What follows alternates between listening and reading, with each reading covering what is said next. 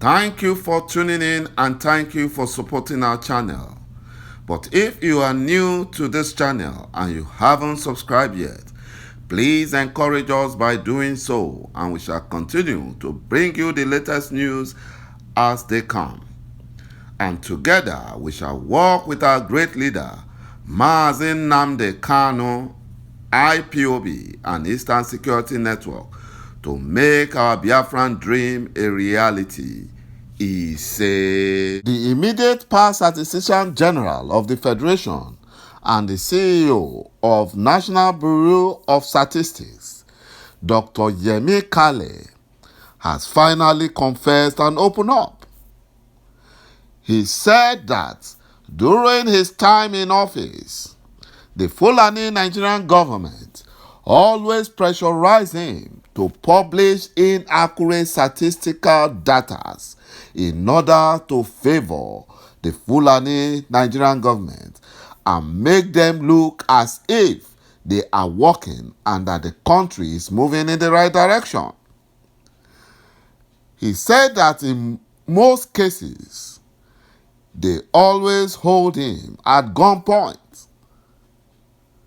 They hold him at gunpoint in order for them to change any data that has been prepared to favor the Fulani terrorist Nigerian government. You know, he kept on doing that because of fear. And he said that during an interview where he spoke on the political reaction to the unemployment data published under his watch. The data published by National Bureau for Statistics in March this year indicated that Nigerians' unemployment rate stood at 33.3% in the fourth quarter of 2020, compared to 27.1% in the second quarter. They were not still happy, even with the 33.3%. He was too generous with them because the real figure was more than 60%. More than 60%. But he was held at gunpoint always in order to churn out fake statistical data.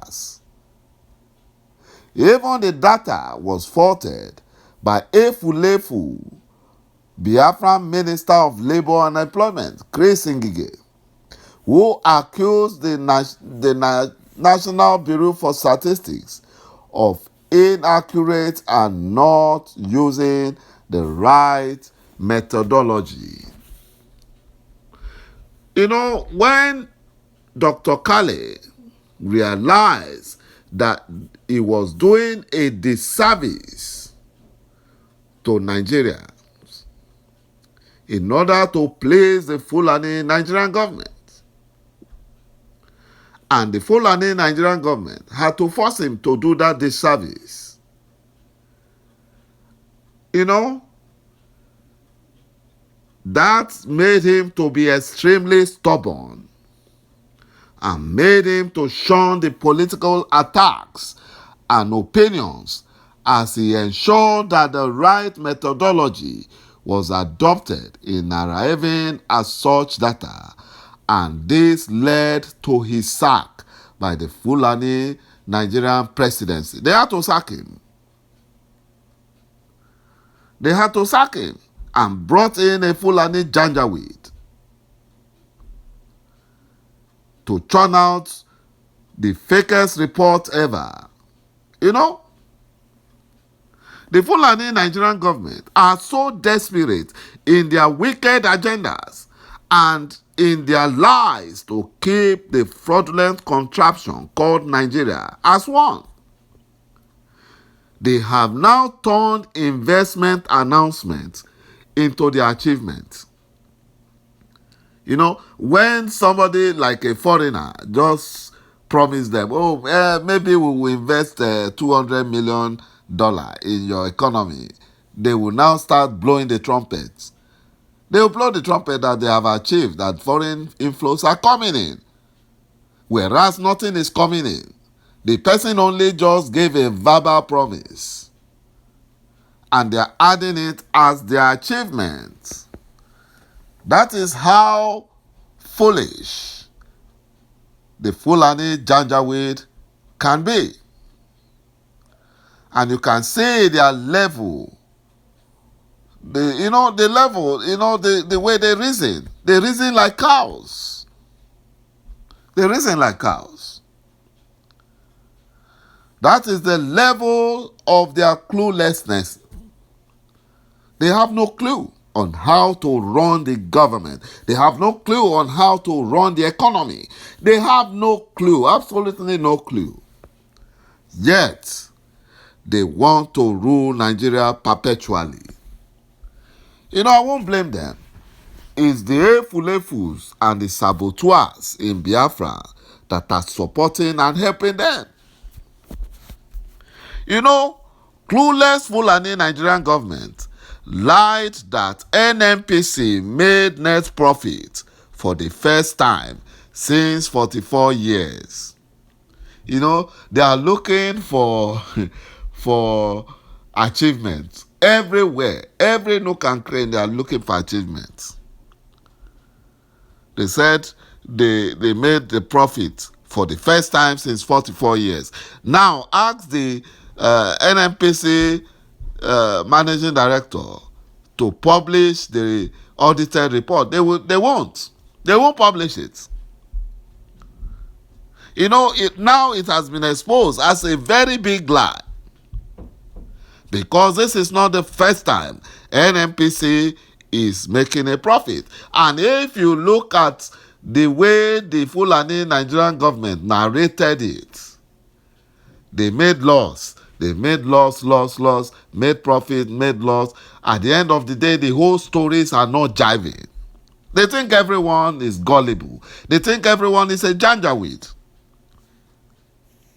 They think everyone is like them, thinking like cows.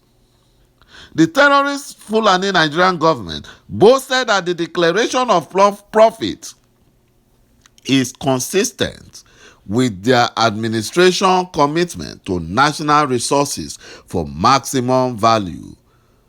From NNPC's financial report, it is evident that the claim by the Fulani Nigerian government is false and inaccurate, and they are trying to deceive the gullibles.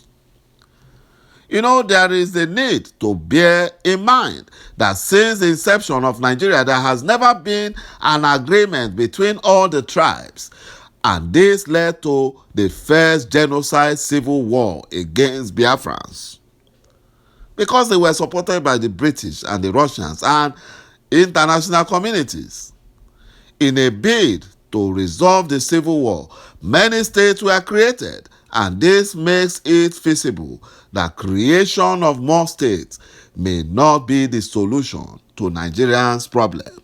They know that. Even their master, the British government, they know that creation of more states is not the solution. The solution is Nigeria must break. Biafran referendum and restoration, that's the solution. Everyone should go their separate ways. The question now is, has the constitution been amended since colonial masters handed over? In addition, has the constitution been effective in addressing issues arising from all regions in the zoo called Nigeria? What about the Sharia law of the northern states, which only pertains to Muslims of the north? How far has federalism been able to generate unity among Nigerians? As I said, the answer is Biafra referendum and restoration, and every other person has to go their separate ways. They have to go. Even after Obasanjo amended the constitution, he amended it in January 2011. He made 2 amendments to the 1999 Constitution, yet that has not addressed the unlawful arrest, unlawful killings, and unlawful detention, infringement on people's life and properties, and a lot more by the Fulani Janjaweed. Thank you, my brothers and my sisters, for watching this video, and bye-bye for now.